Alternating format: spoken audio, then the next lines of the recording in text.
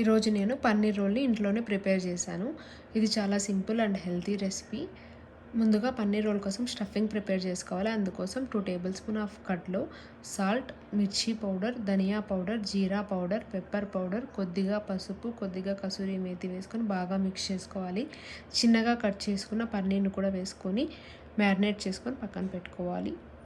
Pan పెట్టుకొని oil heat అయిన తర్వాత onions, capsicum, ginger garlic paste వేసుకొని బాగా సాఫ్ట్గా కుక్ చేసుకున్నాక పన్నీర్ స్టఫ్ని యాడ్ చేసుకొని ఒక 5 మినిట్స్ కుక్ చేసుకుంటే సరిపోతుంది. ముందుగా ప్రిపేర్ చేసుకున్న చపాతీలో ఈ పన్నీర్ స్టఫ్ని పెట్టి దాంట్లోకి కొద్దిగా ఆనియన్స్, మయోనీస్, టమోటా కచప్ వేసుకొని రోల్ చేసుకుంటే సరిపోతుంది. దీన్ని మనం ఈవినింగ్ స్నాక్స్గా కానీ డిన్నర్లో కానీ కూడా ట్రై చేయొచ్చు.